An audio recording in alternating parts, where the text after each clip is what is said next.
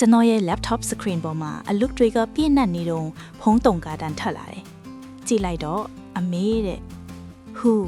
နောက်မှပဲပြန်ခေါ်တော့မယ်။အခုအရေးကြီးတဲ့ report ရေးနေတာဆိုပြီးဖုံးကုန်မှောက်ထားလိုက်တယ်။အဲ့ဒီတော့ကကျွန်တော်စိတ်ထဲမှာအမေကတော့အမြဲတမ်းအိမ်မှာရှိနေမှာပဲခဏနေမှပြန်ခေါ်လဲဖြစ်တာပဲလို့ပေါ့ပါပါတွေးခဲ့မိတာကျွန်တော်အမေနာမည်ကဒေါ်အေးမြနာမည်နဲ့လိုက်အောင်ပဲအေးချမ်းတဲ့သူပါ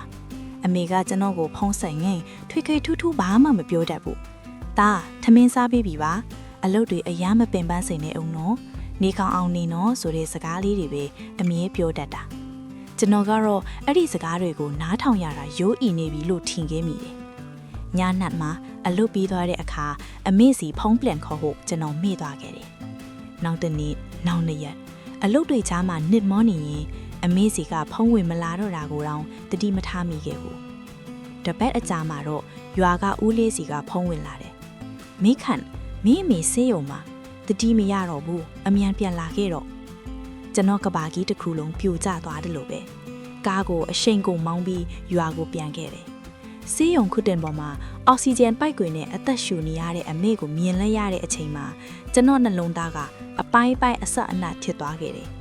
အမေရဲ့လက်ကလေးတွေကကျွန်တော်ငယ်ငယ်ကမှတ်မိခဲ့တဲ့နူးညံ့မှုမျိုးမရှိတော့ပဲကြမ်းတမ်းပြီးအေးဆက်နေပြီ။အမေတားပြန်လာပြီလေ။အမေတားကိုကြည့်ဦး။ကျွန်တော်ဘလောက်ပဲအော်ခေါ်နေပါစေအမေကတော့မျက်လုံးလေးမှိတ်ထားတော့ပဲ။အဲ့ဒီညောင်မှာပဲအမေကျွန်တော်ကိုထာဝရနှုတ်ဆက်သွားခဲ့တယ်။အမေရဲ့ဆရာဘနော့ပြီးလို့အိမ်ကိုပြန်ရောက်တဲ့အခါအမေရဲ့ခေါင်းအုံးပေးကဖုံးလေးကိုကျွန်တော်ကောက်ကင်လိုက်မိတယ်။ခေါ်ဆိုမှုမှတ်တမ်းကောလော့ထဲမှာကျွန်တော်စီကိုခေါ်ထားတဲ့မှတ်တမ်းပေါင်းများစွာကျွန်တော်ဖုန်းရဲ့ voice message ထဲကအတန်ဖိုင်တစ်ခုကိုဖွင့်ကြည့်မိတယ်။အဲ့ဒါကကျွန်တော်ဖုန်းမကိုက်ခဲ့တဲ့အဲ့ဒီနေ့ကအမေခြံထားခဲ့တဲ့အတန်လေးပါ။ဒါလီအမေဒီနေ့ရင်ဘတ်ထဲကနည်းနည်းအောင်နေလို့တားအလုတ်ရှုနေမှာဆိုလို့အမေအကြာကြီးမပြောတော့ပါဘူး။တားကိုတတိရတယ်လို့ပြောချင်တာပါ။တားအထွတ်အမေဆူတောင်းပေးနေတယ်နော်။အတန်ဖိုင်လေးဆုံးသွားတဲ့အချိန်မှာကျွန်တော်အတန်ကုန်ဟစ်ပြီးငိုချလိုက်မိတယ်။ကျွန်တော်ရဲ့အလုတ်ဆိုတဲ့အကြောင်းပြချက်ကအမေရဲ့နောက်ဆုံးနှုတ်ဆက်စကားလေးကိုတောင်မကြားနိုင်အောင်ပိတ်ပင်ခဲ့တာပဲ